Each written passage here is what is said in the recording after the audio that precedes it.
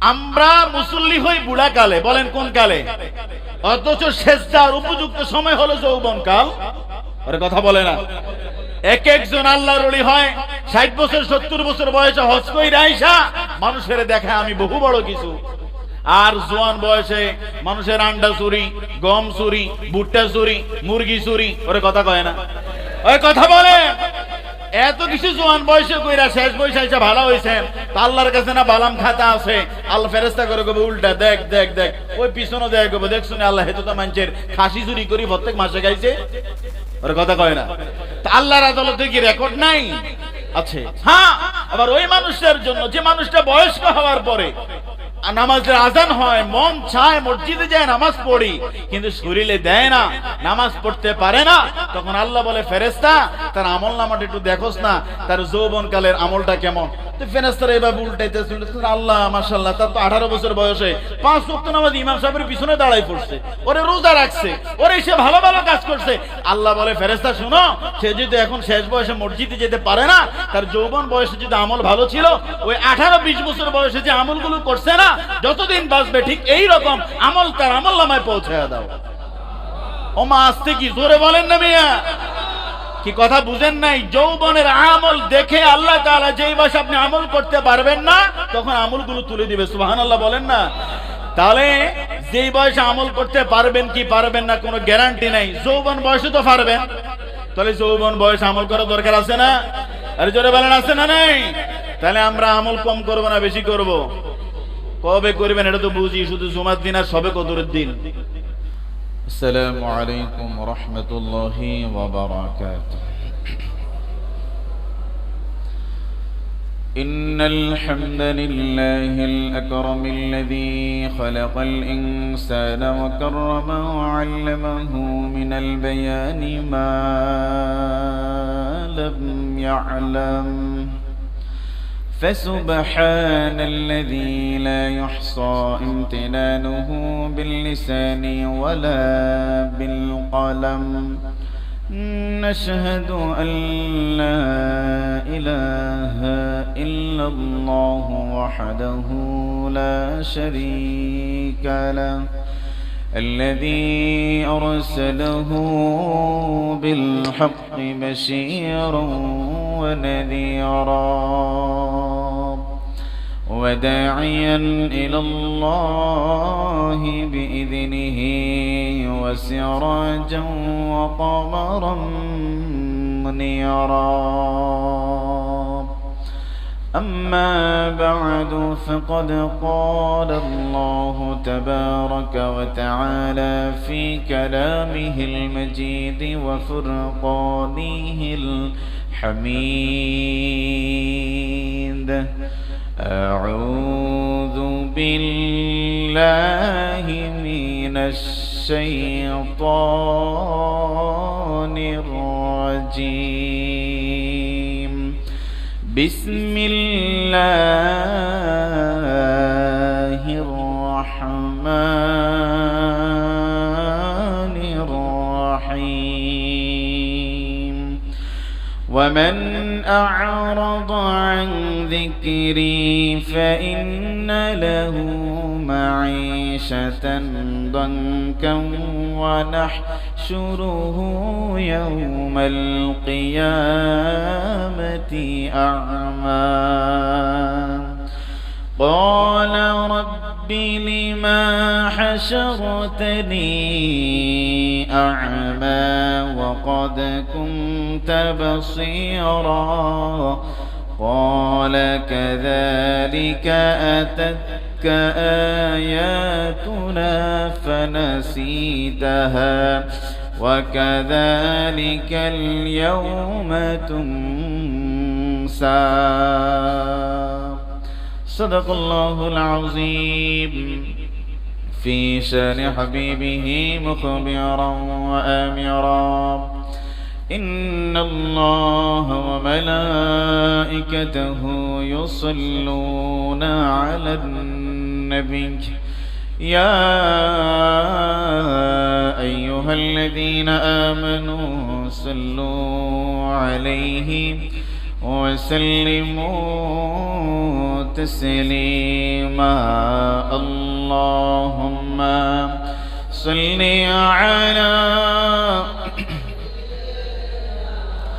مولانا محمد وعلى آل سيدنا مولانا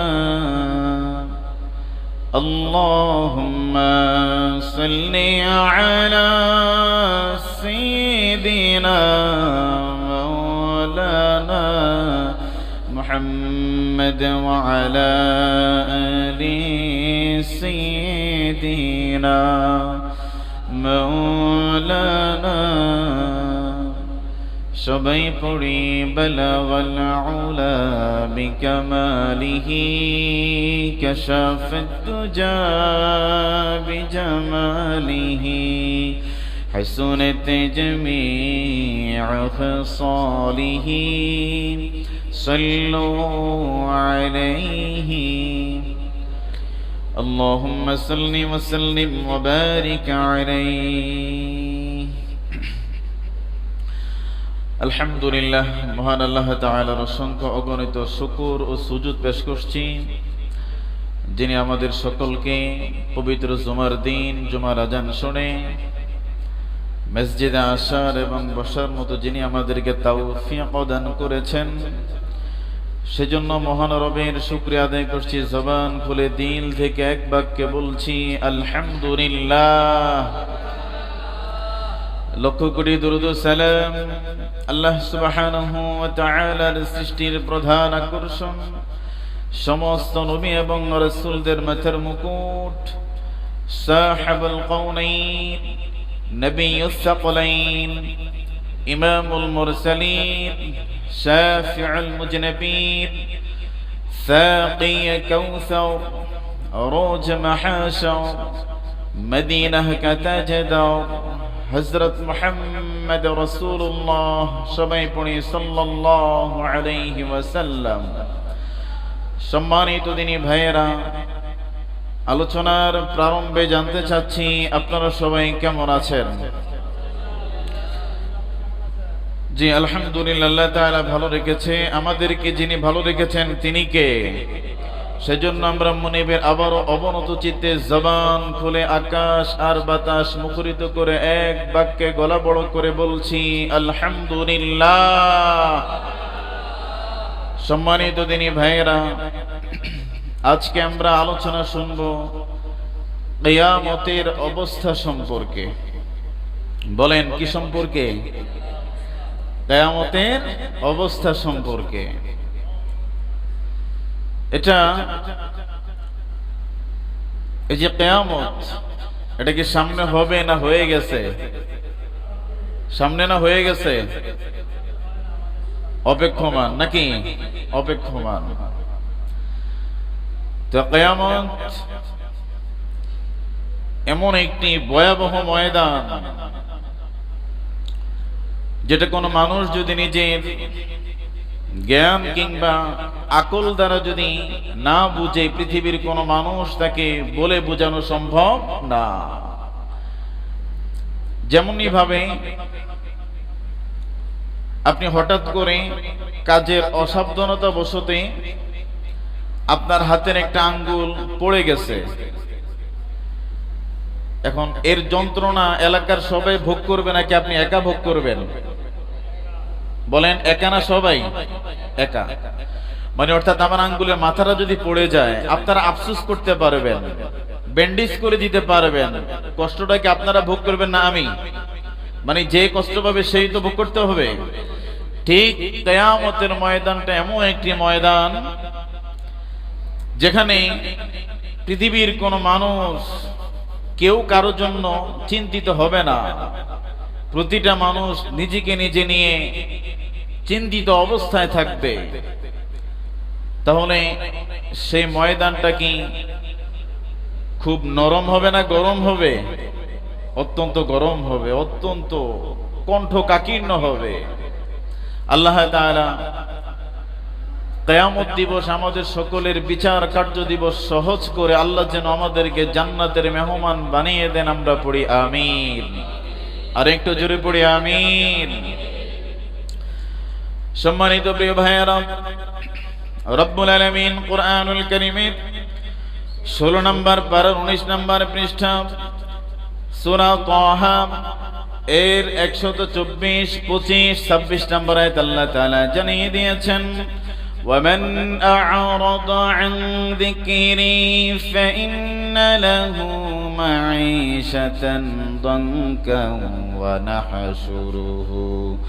ونحشره يوم القيامة أعمى قال رب لما حشرتني أعمى وقد كنت بصيرا قال كذلك أتتك آياتنا فنسيتها وكذلك اليوم تنسى জোরে বলেন আল্লাহু আকবার।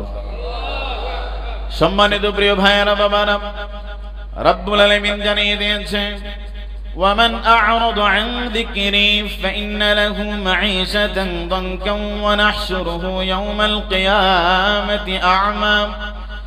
রব্বুল আলামিন জানিয়ে দিয়েছেন, যে ব্যক্তি আমার স্মরণ ও উপদেশ থেকে বিমুখতা অবলম্বন করে। রব্বুল আলামিন বলেন যে বান্দা বান্দি নাকি আমি রবের স্মরণ কিংবা উপদেশ থেকে নিজেকে বিমুখতা অবলম্বন করে, অর্থাৎ রব্বুল আলামিন যা করার জন্য আদেশ দিয়েছেন রবের সকল ধরনের বিধিবিধান থেকে বান্দা বিমুখতা মুখ ফিরায় আনে, তার জীবন হবে সংকীর্ণ ও বিপদাপন্ন। জোরে বলেন নাউযুবিল্লাহ। যে ব্যক্তি আল্লাহ তাআলার স্মরণ উপদেশ থেকে নিজের মুখটা আল্লাহর দিক থেকে ফিরে নেয়, আল্লাহ বলে ওই মানুষটার জীবন হবে সংকীর্ণ বিপদাপন্ন। নাউযুবিল্লাহ বলেন। তারপরে রব্বুল আলামিন জানিয়ে দিয়েছেন, এবং আমি তাকে কিয়ামতের ময়দানে অন্ধ করে উঠাবো। দুনিয়ার জমিনে যে মানুষ আল্লাহ তাআলার কাছ থেকে মুখ ফিরে নেয়, দুনিয়ার জমিনে যে মানুষ আমার রবের সকল ধরনের কার্যক্রম থেকে মুখ ফিরিয়ে নেয়, রব্বুল আলামিন ওই সমস্ত অবাধ্য বান্দাদেরকে কিয়ামতের ময়দানে অন্ধ করে উঠাইয়া দিবেন। নাউযুবিল্লাহ। আল্লাহর বিধিবিধান থেকে যারা মুখ ফিরিয়ে নেয়, নামাজের আজান হলে যারা মুখ ফিরে ঘাটটা মোটা করে মসজিদের সামনে দিয়ে হেঁটে চলে যায়, রমজানের রোজা আসলে পরে বিভিন্ন ধরনের কৈফিয়ত অজুহাত দিয়ে রোজা ভঙ্গ করে, যাকাত ফরজ হওয়ার পরে বিভিন্ন ভাবে নিজের যাকাতের টাকা নিজেই ভক্ষণ করে, ইসলামের সকল ধরনের বিধিবিধানগুলো যারা আল্লাহ তাআলাকে বৃদ্ধাঙ্গুলি দেখাবে, আল্লাহ তাআলার কাছ থেকে যারা মুখ ফিরে আনিবে, ওই মানুষটার জীবন হবে সংকীর্ণ, ওই মানুষটার জীবন হবে সংকীর্ণ, ওই মানুষটার জীবন হবে বিপদাপন্ন। শুধু তাই নয়, ওই মানুষটা যখন কিয়ামতের ময়দানে উঠবে, আল্লাহ তাআলা তারে অন্ধ বানায়া বধির বানায়া পৃথিবীর জমিনের ওই চক্ষুষ্মান মানুষটাকে অন্ধ বানায়া কিয়ামতের ময়দানে উঠাবে। জোরে বলেন নাউযুবিল্লাহ। সম্মানিত প্রিয় ভাইয়েরা, বড় কঠিন একটি বিষয় ভালো করে বুঝেন।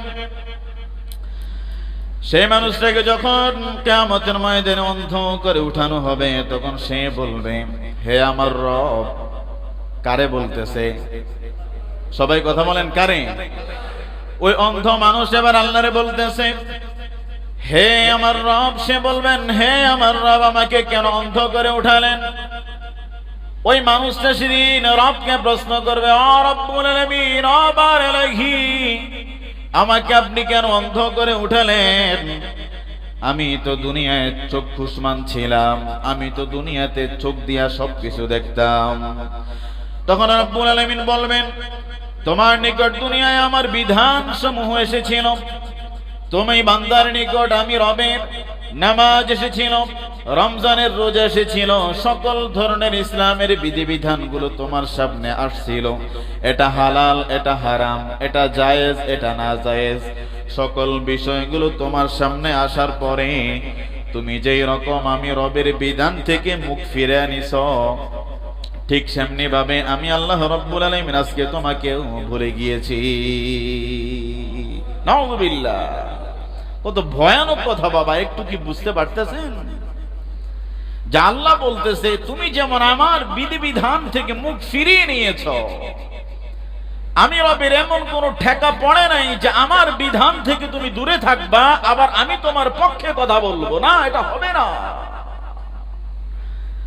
কেমন ভয়াবহ ময়দান হবে সেদিন, তদ্রূপ তোমাকে আজ আমি রবের যখন সকল ধরনের বিধিবিধান থেকে তুমি বান্দা তোমার মুখকে ফিরে আনিলা, তদ্রূপ আমি রব্বুল আলামিন আজ তোমাকে ভুলে গিয়েছি, তোমাকে ভোলা হয়েছে। এই বঙ্গানুবাদ আমরা শুনলাম কোরআনুল কারীমের 16 নম্বর পারার 19 নম্বর পৃষ্ঠা সূরা তাহার 124, 25 এবং 26 নম্বর আয়াতের বঙ্গানুবাদ শুনলাম আমরা। এবার আসেন আমরা একটু ব্যাখ্যা করি। সম্মানিত প্রিয় ভাইয়েরা, এই জমিন এর মধ্যে যে আমরা বসবাস করি, এই জমিনের একজন মালিক রয়েছে। বুঝে থাকলে জবান খুলে বলেন তিনি কে? আর একটু আওয়াজ করে বলেন তিনি কে? আল্লাহর জমিনে আমরা যদি পৃথিবীর জমিনে থাকতে হয়, আল্লাহর জমিনে যদি বসবাস করতে হয়, তাহলে আল্লাহ তাআলার কিছু বিধিবিধান মেনে চলার দরকার আছে না নাই? আল্লাহর জমিনে আল্লাহর বিধান মানবে যারা, তারাই তো আল্লাহর কাছের মানুষ, ঠিক কিনা বলেন? উদাহরণস্বরূপ আমি প্রায় সময় বলে থাকি, চেয়ারম্যান সাহেবের জমির মধ্যে আগাছা হয়েছে। চেয়ারম্যান সাহেব 3 জন বদলা নিল, বদলা নিয়া জমিনের কাছে যাইয়া বদলারে দেখাইছে, এরে ভাই এই যে জমিটা আগাছা হয়েছে, আমি জরুরি কাজে রাজধানীতে যাচ্ছি, বিকালে আসলে তোমারে রাজমহল হোটেলে নাস্তা করাবো এবং বিল পেমেন্ট করবো। 3 জন কর্মচারীকে কাজ দেখানোর পরে চেয়ারম্যান সাহেব যখন ঢাকায় চলে গেলেন, তিনি ব্যস্ত মানুষ, ঢাকা থেকে আসার পরে তিনি ব্যস্ততা সারার পরে জমির কাছে যাইয়া দেখে ওই কর্মচারীদেরকে যেই জমি দেখাইছে তারা সেই জমিতে কাজ করে নাই, পাশের জমিন পরিষ্কার কইরা লাইছে। এবার বলেন তো চেয়ারম্যান সাহেব রাগ করবে না খুশি হবে? জোরে বলেন। জমি যেটা দেখা গেছে কর্মচারী সেই জমিটা পরিষ্কার করে নাই, পাশের জমিটা একদম নিট এন্ড ক্লিন, কোনো ময়লা নাই। যদিও সেটাতে ময়লা নাই, এবার চেয়ারম্যান খুশি না নারাজ? নারাজ। এবার 3 জনকে ডাক দিয়ে বলে, বন্ধু তোমাদেরকে যেই জমিন আমি দেখা গেলাম তোমরা সেই জমিনে কাজ করো নাই, সেই জমিনটা পরিষ্কার করো নাই। আমি যেটা দেখা গেছি সেটা পরিষ্কার না করার কারণে আজকে তোমরা বিল তো পাবা না, বরঞ্চ তোমরা আমার একদিন নষ্ট করলা, ক্ষতি করলা। ঠিক তেমনি ভাবে একটি জমিন পরিষ্কার করার জন্য কর্মচারী নিযুক্ত করার পরে নির্দিষ্ট জমিন যদি পরিষ্কার না হয়, একদিনের হাজিরা মাফ হয়ে যায়, একদিনের হাজিরা থেকে বঞ্চিত হয়ে যায়। আপনি যে বছরের 365 দিন, বছরের পর বছর, যুগের পর যুগ, মাসের পর মাস আপনি নামাজ থেকে দূরে থাকলেন, রবের বিধান থেকে দূরে থাকলেন, আপনি রবের এত কার্যক্রম থেকে দূরে থাকার পরে এবার আপনি বলেন তো দেখি, কিয়ামতের ময়দানে গেলে আপনি যে দুনিয়ার জমিনে আল্লাহর বিধিবিধান লঙ্ঘন করেছেন, এবার আল্লাহ কি আপনার সাথে ভালো আচরণ করবে? জোরে বলেন না। ওয়াজ বুঝেননি আপনারা? জমির মালিকের কথা অনুযায়ী জমি পরিষ্কার না হলে আপনি নিজেও তো তার বিল দিবেন। বলেন বিল দিবেন? কেন দিবেন না? আপনার দেখানো জমি সে আগাছা পরিষ্কার করে নাই, বিল কেন দিবেন? ঠিক আল্লাহর জমিনে থাইকা আল্লাহর রেজামন্দি যদি হাসিল করতে না পারেন, আল্লাহ যেইভাবে আমাদেরকে চলার জন্য আদেশ দিয়েছেন, যেভাবে চলার জন্য বলেছেন, আমি আর আপনিও যদি সেইভাবে না চলি, ঠিক কিয়ামতের ময়দানে গেলে নাজাত পাওয়া যাবে না, ঠিকানা হবে জাহান্নাম। কথা বলেন ঠিক কিনা? তাহলে পৃথিবীর জমিনটা কার? আল্লাহর জমিনে থেকে আল্লাহর বিধিবিধান মানবো না তো কার বিধানটা মানবো? কথা বলেন। আল্লাহর বিধান মানবেন না তো কারটা মানবেন? বাছাইছে কে? ওরে কথা বলে না। বাঁচিয়ে রাখছেন কে? রিজিক দিচ্ছেন কে? সম্মান দিচ্ছেন কে? আমাদেরকে সুস্থ রাখতেছেন কে? তো যেই মালিক আপনার পিছনে 24 আওয়ার্স, প্রতিটি সেকেন্ড, প্রতিটি ন্যানো সেকেন্ড, প্রতিটি মুহূর্ত আপনার দিকে আল্লাহ তাআলার দায়িত্ব অর্পিত হয়েছে, আল্লাহ আপনাকে সব সময় প্রোটোকল দিচ্ছেন, সব সময় হেফাজত করতেছেন, ওই মালিকের বিধান আমরা কিভাবে গ্রহণ না করে থাকি, তার মানে হলো আমরা এক একজন মানুষ বড় বড় গাদ্দারে রূপান্তরিত হয়েছি। ঠিক কিনা বলেন? কত বড় গাদ্দার হলে আল্লাহর বিধানকে আমরা অমান্য করি। কি কথা বলেন না? আমি নিজেকে বলছি, আপনি আপনাকে বলেন, আমরা নিজেরা কত বড় গাদ্দার হলে আল্লাহর বিধান থেকে দূরে রয়েছি আমরা।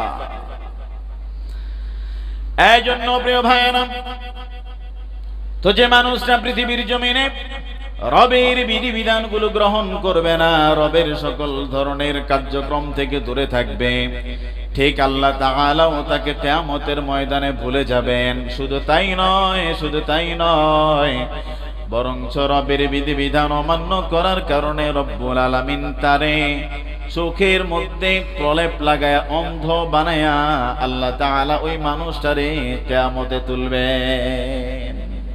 নাউজুবিল্লাহ বলতেন না? তখন আপনি যখন প্রশ্ন করবেন, আল্লাহ আমি তো দুনিয়াতে সব দেখতাম, এখন কেন আমি দেখি না? তখন আল্লাহ বলবে, আমার বিধি বিধান যেমনি ভাবে তুমি দুনিয়ার জমিনে মানতে পারো নাই, আমি রবের বিধান থেকে তুমি যেমনি ভাবে দূরে ছিলা, ঠিক আমি রবকে তুমি যেইভাবে ভুলেছ, আজ আমি রবও তোমাকে সেইভাবে ভুলে গিয়েছি। নাউজুবিল্লাহ বলেন। আচ্ছা এবার বলেন তো দেখি, আপনারা তো সবাই জ্ঞানী গুণী মানুষ, কিয়ামতের ময়দানে আল্লাহ যদি আপনাকে ভুলে যায়, আপনার কি বাঁচার উপায় আছে? বাবাজি একটু কথা বলেন, আছে? না, নাই তো বাবা, নাই তো। আপনি কিভাবে আল্লাহকে ভুলে থাকেন? একটি বার কি বিবেককে চিন্তা করেছে ও মন, যে আমি আমার রবকে কিভাবে ভুলে থাকি? যে মালিক আমাকে এত সুন্দর নিয়ামত দিচ্ছেন, এত ভালো রেখেছেন।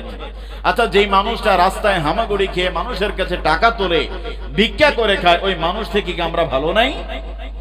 কথা কয় না? যারা ভিক্ষা করে, রাস্তার মধ্যে হামাগুড়ি খায়, ওই তাদের থেকে আমরা ভালো না? তাদের থেকে তো আমরা ভালো আছি। ও একজন প্রাইভেট কার চালায় আর আরেকজন হেলিকপ্টার চালায়, তো তার আফসোস, আহারে আমি নি বেটা প্রাইভেট কারটা চালাই আর তুই হেলিকপ্টার চালাস। আরেক মোটরসাইকেল চালায় না, এবার কইতেছে, আহারে তুই প্রাইভেট কার চালাস, আমি হুন্ডা চালাই। আরেকজন মোটরসাইকেল ওয়ালারে দেখা, সাইকেল চালানো ওয়ালা দেখা, মানে বাইসাইকেল ওয়ালা দেখা, আহারে আমার যদি একটা হুন্ডা থাকতো। আবার বাইসাইকেল ওয়ালা মানুষটাকে, যারা নাকি পা নাই, ওই মানুষটা দেখে বলে, আহারে যদি আমার একটা পা থাকতো। কি কথা কি বুঝেন? আপনার চাহিদা অনুযায়ী আপনি জেট বিমান ব্যবহার করেন, রকেট ব্যবহার করেন, যাই ব্যবহার করেন না কেন, যে মানুষটার পা নাই সেটা এগুলোর কথা চিন্তাই করতে পারে না। আল্লাহর একজন বুজুর্গ ছিলেন, তিনি একদিন হাঁটতেছেন, পায়ের মধ্যে জুতা ছিল না, তিনি তখন মন খারাপ করে হাঁটতেছেন। কিছু দূর যাওয়ার পরে তিনি দেখলেন একজন মানুষ রাস্তার পাশে বসে আছে, তার দুইটা পা নাই। তখন তিনি আল্লাহর শুকরিয়া আদায় কইরা জমিনে সেজদায় লুটিয়া পড়লেন, আল্লাহ আমার তো জুতা নাই, এই লোকটার তো টোটাল পাই নাই। কি কথা বুঝেন না? এই জন্য বন্ধু ভালো করে বুঝে নেন, পৃথিবীর জমিনে চাহিদা যত কমাতে পারবেন, আপনি তত ভালো মানুষ হতে পারবেন। হ্যাঁ, আপনি জীবন যতদিন বাঁচবে, চাহিদা প্রতিটা মানুষেরই রয়েছে, তবে চাহিদার কিছু শ্রেণীবিন্যাস রয়েছে, স্বাভাবিক, অস্বাভাবিক। ঠিক না? কথা বলে না? স্বাভাবিক অস্বাভাবিক একটা বিষয় আছে না? স্বাভাবিকের বাহিরে কোনোভাবেই যাওয়া যাবে না। স্বাভাবিক যেভাবে আল্লাহ আপনাকে রাখতেছেন, আলহামদুলিল্লাহ, আল্লাহ যেভাবে আপনাকে রেখেছেন, আপনি তালাশ করে দেখেন না যে অন্য 50 জন মানুষ থেকে আল্লাহ আপনাকে ভালো রেখেছে, এটা আল্লাহ শুকরিয়া।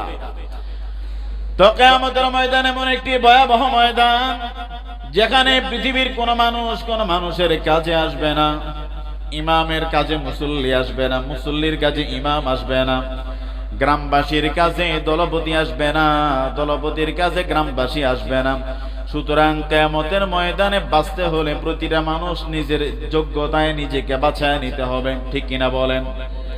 কিয়ামতের ময়দানে যদি আমরা বাঁচতে চাই, নিজের যোগ্যতায়, নিজের আমলে, নিজের আখলাকে নিজেকে বাঁচিয়ে নিতে হবে, এছাড়া বাঁচানো সম্ভব না।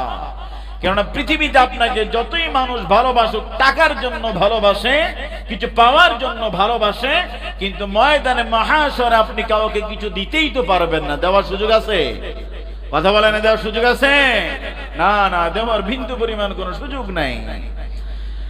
এবার আসেন প্রিয় ভাইয়েরা, ভালো করে বুঝেন।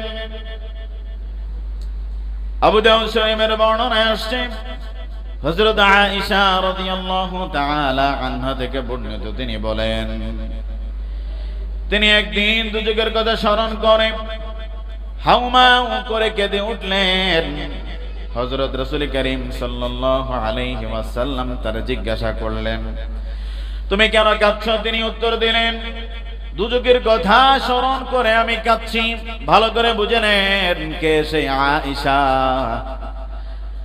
মহিলাদের থেকে সবচেয়ে বেশি হাদিস হযরত আয়েশা রাদিয়াল্লাহু তাআলা আনহা থেকে বর্ণিত হয়েছে। অনেক উচ্চাঙ্গের মহিলা সাহাবী ছিলেন, সুবহানাল্লাহ বলেন। সম্মানিত প্রিয় ভাইয়েরা, সে আয়েশা দুজকের আযাবের ভয়ে কাঁদতেছেন। নবীজি প্রশ্ন করলেন, রে আয়েশা, তুমি কেন কাঁদো? কেন কাঁদো? একটু বলো না, শুনি শুনি। বলে, ইয়া রাসূলুল্লাহ, ইয়া হাবিবাল্লাহ, ওই দুজকের আযাবের কথা আমাকে ঘুমাতে দেয় না, আমারে ঘুমাতে দেয় না। ওই দুজকের আযাব তো ভয়াবহ হবে, সেজন্য আমি কাঁদছি। আপনারা কি আপনাদের পরিবারের কথা কিয়ামতের ময়দানে স্মরণে রাখবেন? সুবহানাল্লাহ বলেন। হযরত আয়েশা রাদিয়াল্লাহু তাআলা আল্লাহর হাবিবকে প্রশ্ন করে, ইয়া রাসূলুল্লাহ, ইয়া হাবিবাল্লাহ, ওগো মায়ের নবী, আপনি জানায় দেন, আপনারা কি আপনাদের পরিবারের প্রতি, আপনাদের আত্মীয়স্বজনদের প্রতি কোনো খেয়াল রাখতে পারবেন? আল্লাহর হাবিব সাল্লাল্লাহু আলাইহি ওয়াসাল্লাম বলেন, হে আয়েশা, তিনটি স্থানে কেউ কারোর কথা স্মরণে রাখবে না। নাউজুবিল্লাহ বলেন। তিনটি স্থানে কেউ কারো কথা স্মরণে রাখবে না। এক নাম্বার হলো মিজানের পাল্লা, যেখানে প্রত্যেকটা মানুষ চরম উদ্বিগ্নের সাথে অপেক্ষমান থাকবে তার আমলনামা কি ডান হাতে আসবে নাকি বাম হাতে আসবে। অপ্রিয় মুসলমান ভাইয়েরা, মিজানের পাল্লায় প্রত্যেকটা মানুষ চরম উদ্বিগ্ন অবস্থায় থাকবে। নেকের পাল্লা হালকা হয় না, ভারী হয়ে যায়। প্রতিটা মানুষ কিয়ামতের ময়দানে বড় চিন্তা অগ্ন থাকবে, আমার আমলনামা কি ভালো হয় না খারাপ হয়ে যায়। আপনি মুসলমান, আপনি ইমানদার, আপনি মুত্তাকি, আপনি পরহেজগার, আপনি নামাজি, আপনি মুসলমান, আপনার তো বুঝার কথা আপনি যে পরিমাণ আমল করেছেন, আপনার আমল কি বলে, আপনি কি জান্নাতি না জাহান্নামী। এখানে আমরা যারা উপস্থিত রয়েছি, আমরা সবাইকে আমাদের আমল অনুযায়ী কি আমরা বুঝি না কি আমরা জান্নাতি না জাহান্নামী? বুঝি না? বুঝি না? সবাই বুঝি, কিন্তু মানি না। কি করি না? আমি বুঝি যে আমি জাহান্নামের পথেই হাঁটতেছি, তারপরেও গাদ্দারের মতো ঘাড় তেড়ামি কইরা আজান হলেও দোকানে বসে থাকবো, তাসের আড্ডায় বসে থাকবো, গাছের আড্ডায় বসে থাকবো, কলকির আড্ডায় বসে থাকবো, অন্যায় করব, জুলুম করব, মাদক দ্রব্য বিক্রি করব। ঘাড় তেড়ামি যারাই করবে, আল্লাহ তাআলা কিয়ামতের ময়দানে মানুষদেরকে বিন্দু পরিমাণ ছাড় দিবেন তো দিবেন না? কথা কোন ঠিক কিনা? কেন আপনি পৃথিবীতে সবটা বুঝলেন, কিয়ামত সম্পর্কে আপনি কি বুঝেন নাই? এই জন্য প্রিয় ভাইয়েরা, মিজানের পাল্লা যখন ওজন দেওয়া হবে, আপনার পাল্লা যখন ওজন দেওয়া হবে, প্রতিটা মানুষ সেদিন চরম উদ্বিগ্ন অবস্থায় থাকবে। আরে আমার আমলনামা কি ভালো হলো না খারাপ হলো, সবাই অপেক্ষমান থাকবে। তারপরে আসেন নিজের আমলনামা পাঠ করো, তখন প্রত্যেকেই ভীষণ অধীর আগ্রহ জানতে চাইবে যে তার আমলনামা ভালো হলো নাকি খারাপ হলো, সবাই সেদিন জানতে চাবে। তারপরে হলো আমলনামা ডান হাতে দেওয়া হয় নাকি পিছন দিয়ে বাম হাতে দেওয়া হয়। পিছন দিয়া যদি বাম হাতে আমলনামা যাদেরকে দিবে, ফেরেশতারা ঘাটটারে মটকায়া ভাঙ্গা বাম হাতের মধ্যে আমল দেওয়ার পরে বলবে, এবার সা তোর আমলনামা ভালো না খারাপ। নাউজুবিল্লাহ বলেন। কি কথা বুঝেন নাই? আমার হাতে টিস্যুটা সামনে আছে, দেখতে অসুবিধা হয়, কথা বলেন, দেখতে অসুবিধা হয়, পিছনে নিছি দেখা যায়, এটা কেমনে দেখবো? ফেরেশতারা গাড্ডারে মাইরা মানে গুত্তা মাইরা ভাঙ্গা তোরে দেখাবো, দেখ বেটা পৃথিবীর জমিনে কি করেছো। এই জন্য প্রিয় ভাইয়েরা ভালো করে বুঝে নেন, পৃথিবীর জমিনে মাস্তানি করা যায়, টাকার বাহাদুরি দেখানো যায়, সবকিছু পৃথিবীর জমিনে সম্ভব রে গোলাম। ওই যে কিয়ামতের ময়দান তোমার আমার জন্য অপেক্ষমান, সেখানে তোমার কেউ বাঁচাতে আসবে না রে বাবা। হ্যাঁ, নবীজি তাদের প্রতি সুপারিশ করবেন যারা পৃথিবীর জমিনে নবীওয়ালা ছিল। বলেন কি ওয়ালা ছিল?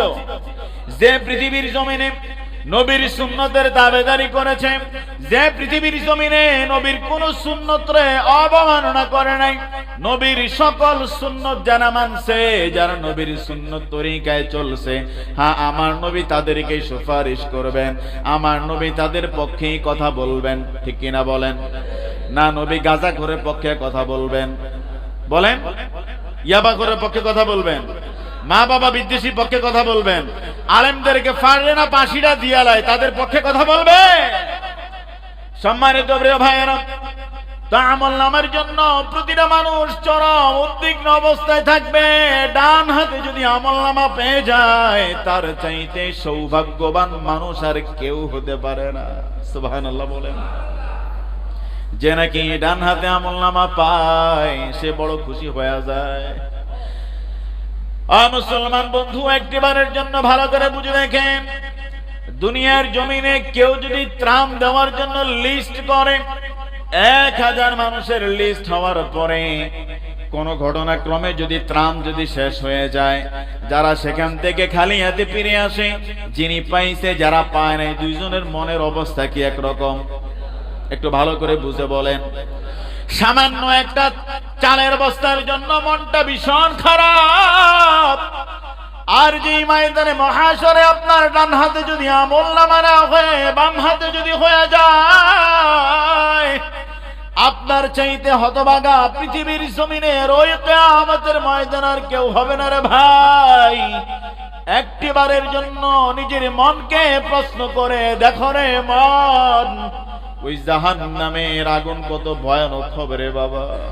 ওই জাহান্নাম কত ভয়ানক হবে, ওই জাহান্নামের সাপের দংশন কেমন হবে, ওই জাহান্নামের আগুনের তেজ কেমন হবে রে ভাই। ওই যে গতকালকে চট্টগ্রামে, তার কিছুদিন পূর্বে ঢাকার মিরপুরে আগুন লেগে 16-17 জন মানুষ যারা মারা গেল, তাদেরকে যদি তুমি জিজ্ঞাসা করতে পারতাও, রে ভাই সাধারণ আগুন জ্বইলা তুমি মারা গেলা, তোমার কি অবস্থা, আপনি তো জিজ্ঞাসা করতে পারবেন না। কিন্তু সামান্য আগুনে পোড়া গেলে বোঝা যায় এটার তীব্রতা কত প্রখর, কত কঠিন ছিল। আর ওই জাহান্নামের আগুনকে আল্লাহ তাআলা 1000 বছর তাপ দিয়া আমাদের জন্য আযাবের জন্য তৈরি করে রেখেছে। একটা বার কি চিন্তা করে দেখেছেন বাবাজি, পৃথিবীর জমিনে সামান্যতম একটু ফুটন্ত গরম পানি যদি আপনার হাতের মধ্যে পড়ে যায়, চামড়া ঝলসে যায়, ঠিক কিনা বলেন?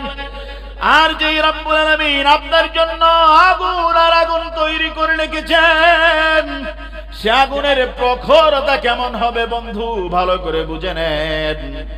অন্যান্য বর্ণনায় তো আসছে জাহান্নামীদেরকে এত পরিমাণ উত্তপ্ত গরম পানি ঢালা হবে, মাথার মধ্যে উত্তপ্ত গরম পানি ঢালার পরে পেটের নাড়ি বুড়ি সবগুলো গলে বিগলিত হয়ে আপনার মলদার দিয়া বের হয়ে যাবে। ও বন্ধু, একটিবারের জন্য নিজেকে প্রশ্ন করে দেখেন রে মন, যে আমল করছি, যেভাবে চলছে, ওই রবের পাকড়াও থেকে, ওই রবের আযাব থেকে নিজের রক্ষা কতটুকু করতে পেরেছি রে বাবা। একটু ভালো করে নিজেকে প্রশ্ন করে দেখেন, নিজের পরিবারের সদস্যদেরকে কতটুকু আল্লাহওয়ালা বানানোর লক্ষ্যে কাজ করতে পারলাম, নিজের পরিবারের সন্তানদেরকে, স্ত্রীকে, মা বাবাকে, পরিবারের সকল সদস্যদেরকে কতটুকু জাহান্নামের রাস্তা থেকে বাঁচাতে পারলাম। একটু যদি চিন্তা না করেন, শুধু সংসার সংসার কইরা দুনিয়ার জমিনের সময়টা কাটালেই হবে না। কিয়ামতের ময়দানে এই যে সংসার পরিচালনা করলেন, 1 পয়সারও কোনো কাজে আসবে না।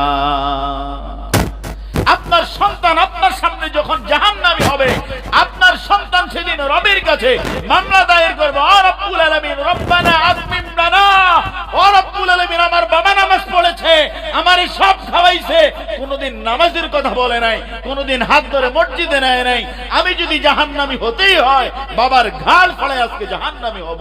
জোরে বলেন নাউযুবিল্লাহ। তা আপনি কি চিন্তা করতেছেন? আপনি আপনার সন্তানের জন্য এত বেকার আর এত পাগল, না খায়া যে সন্তানরে খাওয়াইছেন ওই সন্তান আপনার জাহান্নামের কারণ হয়ে যাবে। বাবাজি কি কথা বুঝেন? কথা কি বুঝেন?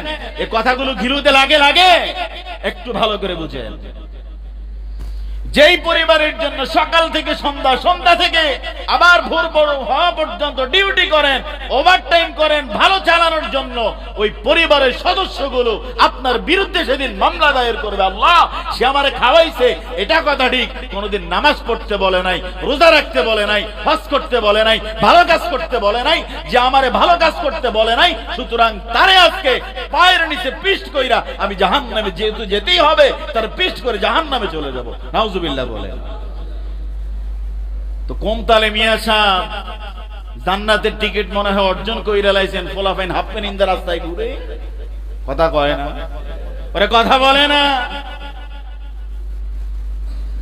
এজন্য বন্ধু ভালো করে বলি, মন থেকে বলছি, আপনাদেরকে মন থেকেই ভালোবাসি, হৃদয় থেকে বলি, হৃদয় ভরা কষ্ট থেকে বলি, আপনার কাছে এই গ্যারান্টি তো নাই যে আপনি জান্নাতি না জাহান্নামী, কিন্তু আপনি দেদারসে চলতেছেন। মন যেভাবে চায় সেভাবে আপনি চলেন। আপনার লেনদেনে সমস্যা, কথা বলেন, মিথ্যা বলেন, ওয়াদা করেন, ভঙ্গ করেন, মুনাফিকি আচরণ করেন, অন্যায় করেন, জেনা করেন, পরকিয়া করেন, পাপের কাজ করেন, এত কিছু করার পরেও আপনি টান টান কইরা হাঁটেন, মনে হয় যেন আপনি জান্নাতি মানুষ। কথা কয় না কেন? এরকম হইতেছে কিনা আমাদের? কি আশ্চর্য বিষয়!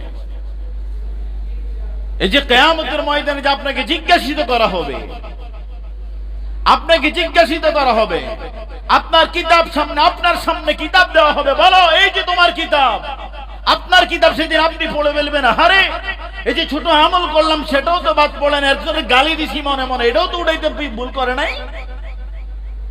এটা কিয়ামতের ময়দান। এক কিঞ্চিত পরিমাণ কারো প্রতি জুলুমও করা হবে না, কাউকে ছাড়ও দেওয়া হবে না। আপনার তো সেই ভরসা লাগবে, আপনার তো সেই মেন্টালিটি লাগবে, আপনার তো সেই চরিত্র লাগবে যে আপনাকে আপনার রব ক্ষমা করে দিবে।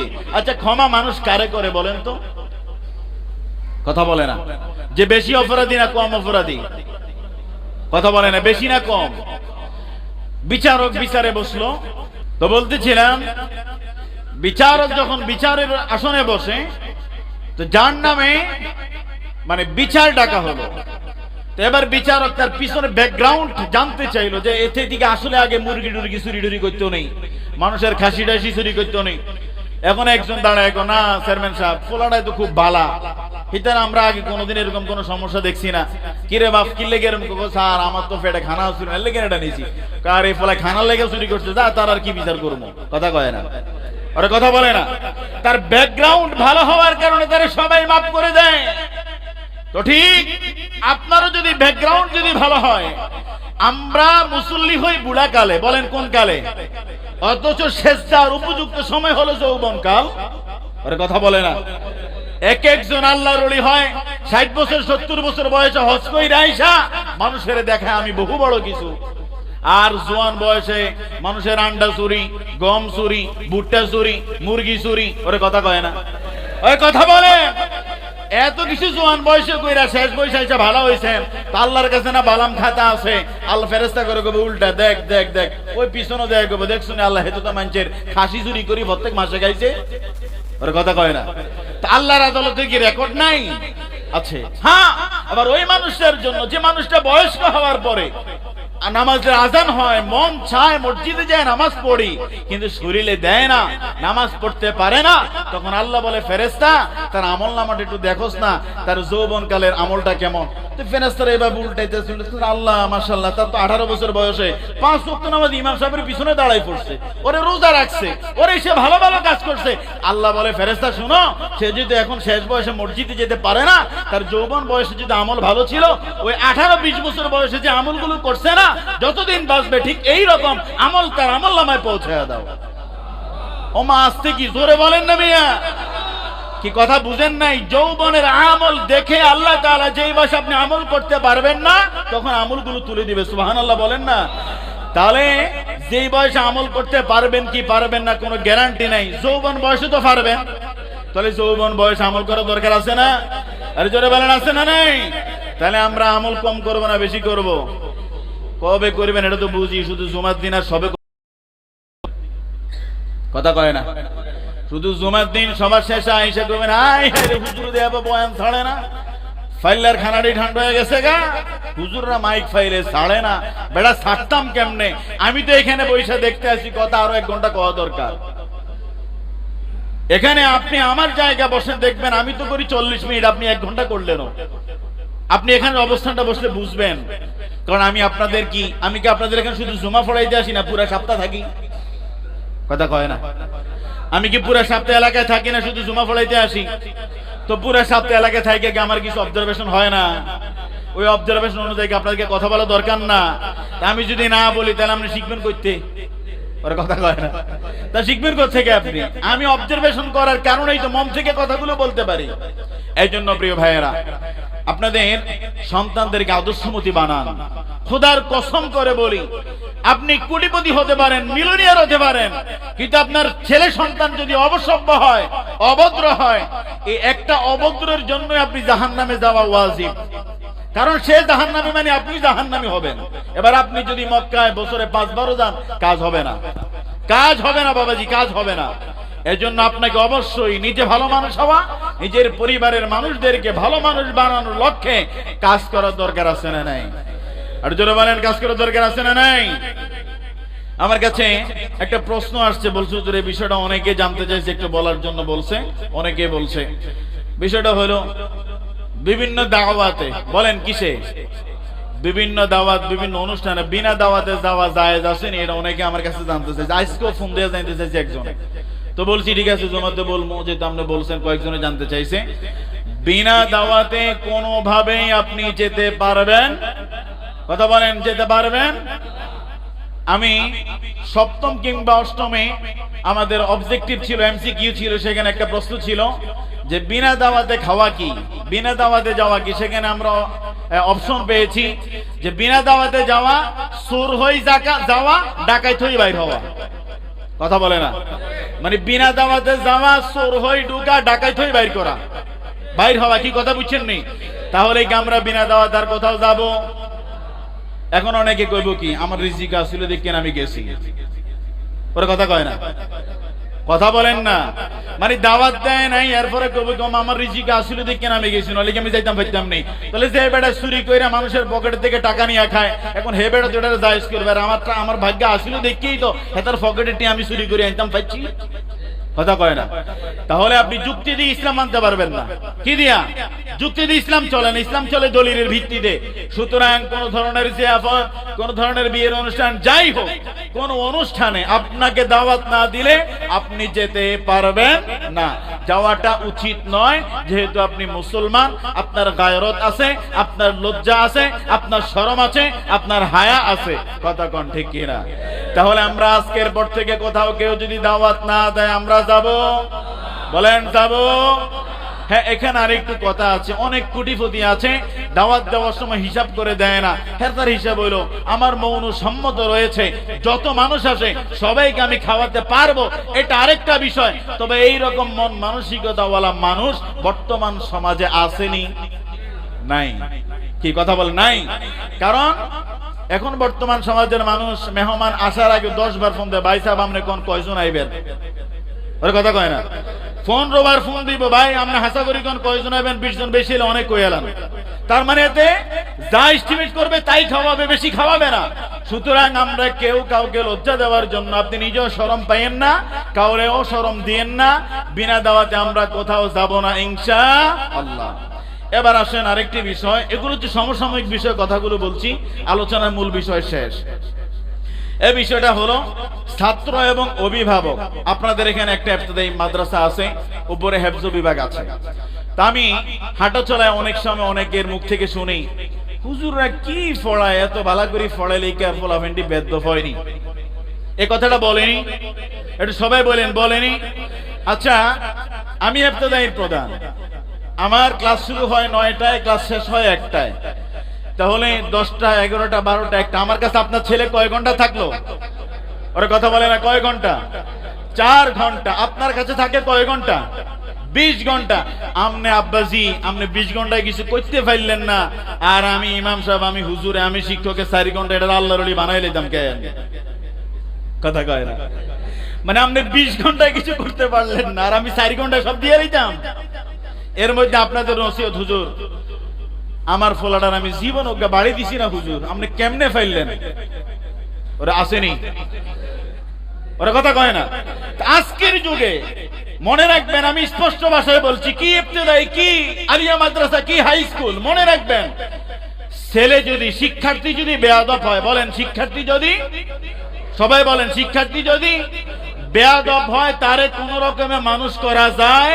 গার্জিয়ান, অভিভাবক যদি বেয়াদব হয়, ওই সন্তানকে কোন আসমান থেকেও যদি শিক্ষক আনেন, কাবার ইমামরাও যদি আনেন, ওইটারে ভদ্র বানান সম্ভব? বলেন ভদ্র বানান সম্ভব? ভালো করে বুঝেন, আমি আবারও রিপিট করে বলছি, ছাত্র বেয়াদব হলে মানুষ করা যায়, কিন্তু গার্জিয়ান বেয়াদব হলে ছাত্র মানুষ করা যাবে না। আমি 2 দিন আগে একটা বাচ্চারে মারছি ক্লাসে, মানে আমার কাছে তো ডরে আইয়ে না, মুয়াজ্জিন হুজুরে কো, হুজুর আমরা ফলাটা এমনি মারছে। আমার মনটাই চাইছে যে তারে চাই আবারও ফিডাই। এটা কেমন স্টুডেন্ট? মনে রাখবেন, স্টুডেন্ট তো সে যে শিক্ষকের কমান্ড মানে, বাড়ি থেকে পড়া শিখে আসে, বাড়ির কাজ করে আসে। এখন আমি 6টা ক্লাসের একটা ক্লাস আপনি হাতের লেখা দিলেন না, পড়া পারলেন না, 1 দিন 2 দিন 3 দিন আপনারা কি প্রহার করবে না? এখন আপনি কইবেন কি, হুজুর আপনি কেমনে পারছেন আমার এক কোসি মাসুম বাচ্চাটারে ফিডাইতে? আরে আমাদের মাসুম বাচ্চা হুজুর করে দুধ বানায় রাইতেছে আমাদের ফলা, আমাদের তো খবর নাই। তাইলে শিক্ষার্থী যদি খারাপ হয়, পড়ালেখা করার পরে, হাফেজ হওয়ার পরে যদি প্যান্ট শার্ট পইরা ঘুরে, গ্রামের মধ্যে অকারেন্স করে, এটা দোষ কি হুজুর গো? হুজুররা কি কইছে খারাপ হইতো? আমাদের ফলার আমরা কন্ট্রোল করতে পারলেন না 20 ঘন্টায়, আর হুজুররা 4 ঘন্টায় কন্ট্রোল করে নেবে, এটা জীবনও সম্ভব না। এজন্য যারা আমাদের প্রতি তহমত গুলো দেন যে মাদ্রাসাত কি পড়ালেখা হয়, হুজুররা কি আর করে, ফলাফাইন প্যান্ট পরি হাঁটে, শার্টগাদ দিয়ে ঘুরে, এটা হুজুরদের কিছু নয়। আমার কথা হচ্ছে আপনার ব্যর্থতা।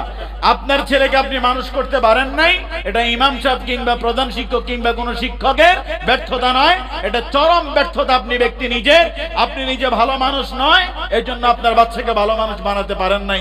এই কথার সাথে সবাই একমত আছেননি? সবাই একমত আছেননি?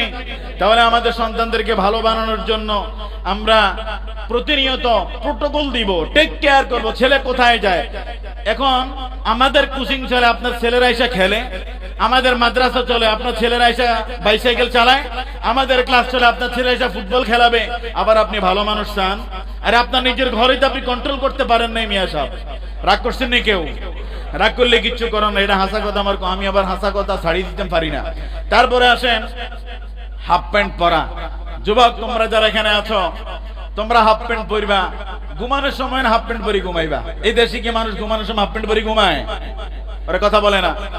মুসলিম সভ্যতার, মুসলিম সংস্কৃতির মধ্যে কি এমন কোথাও লেখা আছে যে হুজুর মাঠে ঘাটে, দোকানে, আগানে, বাজারে, মার সামনে, বাপের সামনে, হুজুরের সামনে, গ্রামের মুরব্বীদের সামনে হাফ প্যান্ট পরে যদি ঘুরে, এরকম একটা লেখা যদি দেখাইতে পারো, আমি আগামী জুমা হাফ প্যান্ট পরে বয়ান করবো। ওরা কথা বলেন না কেন? আছে, আছে। তাহলে তুমি যুবক, তুমি কোন লজ্জায়, কোন আকলে, কোন বিবেকে তোমার গ্রামের ইমামের সামনে দিয়া, ছাত্রদের সামনে দিয়া তুমি হাফ প্যান্ট পইরা ঘুরবা, আবার তোমার পরবর্তী প্রজন্ম তুমি ভালো চাও? এটা না তোমার থেকে শিখে? ওরা কথা বলে না কেন? এরা না তোমার থেকে শিখতেছে? তোমার ছোট ভাইয়েরা তো তোমার কাছ থেকে শিখতেছে। মুক্তবে মেয়েরা পড়তে আসে, কি গেঞ্জি ফেরা পড়তে আসে? আরে গেঞ্জি কি মেয়েদের পোশাক? ওরা কথা বলে না, গেঞ্জি কি মেয়েদের পোশাক? তাহলে আপনার মেয়ে গেঞ্জি পরে কিনে দিছে কেডা? আপনি তো কিনে দিছেন।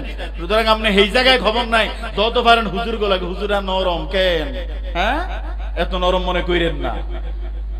বাচ্চাকে নিজেরা কন্ট্রোল করুন, নিজেরা কন্ট্রোল করুন। শিক্ষকরা যা বলে, যা দেয় সেটা গ্রহণ করুন, তাহলে ভালো কিছু হবে। এখন শিক্ষকের বার্তা যদি আপনি গ্রহণ না করেন, আপনি যদি নিজের সাথে সাংঘর্ষিক যদি বানায় আনেন, তাহলে তো আপনার সন্তানকে ভালো মানুষ বানানো সম্ভব না। তাহলে যুবক ভাইরা, তোমরা যারা হাফ প্যান্ট পরে করো, তোমার পায়ে ধরে বলি, আর হাফ প্যান্টই পরে রাস্তাঘাটে ঘুরিস না ভাই। এটা শরমের বিষয়, লজ্জার বিষয়। টাকনুর উপরে পরা কি হালাল না হারাম? ওরা কথা কয় না, আওয়াজে মনে হয় কিছু হালাল। একটু কথা বলেন, টাকনুর উপরে পরা হালাল না হারাম? সবাই কথা বলতে হবে, হালাল না হারাম? তাহলে আপনার নাতি, আপনার ছেলে, আপনার ভাতিজা যে পরে, আপনি কি কোনোদিন ডাক দিছিলেন? দেখ, কাম হয় না। কি হয় না? কাম হইতো কেমনে? ওই যে আমনে 14 নাম্বার, ওরা কথা কয় না। আমনে 14 নাম্বার, আমনের ফোলা 1 নাম্বার কেমনে হইতো? কি কথা বুঝেন নাই? মানে আপনি ডাক দেন ঠিকই, প্রতিবার ঠিকই করেন, কাজে আসতেছে না তো আসবে কেমনে? কারণ আপনি নিজেই বাবাখোর, আপনি নিজেই ইয়াবাখোর। ওরে কথা কয় না। আপনি নিজেই গান্দার ডিলার, আপনি নিজেই ইয়াবা খান, আপনি নিজেই ফোলা ফাইন দিয়া ঘরে বিড়ি নেন। ওই ফোলায় বিড়ি খাইতো না তো খাইবো কি? ওরে কথা বলেন না কেন? এরকম অসভ্য বাবা অনেক দেখেছি। কিরে মনা কই যাচ্ছে? আঙ্গাব্বা কইছে আমার বিড়ি নিতাম। ওরে কথা কয় না। তো যেই বাবায় ফোলারে দিয়া বিড়ি কিনা খায়, হে ফোলা তো ইয়াবার ডিলার হইবই। এই জন্য আমি সবার কাছে করজোরে বলছি, ভালোবাসার ভাষায় বলছি, সন্তানকে আল্লাহওয়ালা বানাতে হলে নিজে আগে আল্লাহওয়ালা হতে হবে। নিজে ভালো না হলে সন্তানকে কশ্চিন কালেও ভালো বানানো সম্ভব না। আমরা কি চাই না আমাদের সমাজটা ভালো চলুক? আচ্ছা, এটা কি আমার সমাজ না আপনাদের সমাজ? আরে কথা বলেন, আমার না আপনাদের? তাহলে আপনাদের সমাজে আমারও তো মাথা ব্যথা কি লেগে আমারা রাখছেন না এখানে? ওরা কথা কয় না। আমার দায়িত্ব না কথাগুলো বলা? আমি যে কথাগুলো বলছি আপনারা বলেন, এই কথাগুলো বলা আমার দায়িত্ব কিনা? এই কথাগুলো আমি বলতে পারবো কিনা? এই সমালোচনা করার আমার অধিকার আছে কিনা? করার দরকার আসেনি? আছে ইনশাআল্লাহ। তাহলে আপনাদের কাছ থেকে অনুমতি পাইলাম, এই জন্য বলছি, ছেলে মেয়েদেরকে ভালো বানান, আদর্শমতি বানান।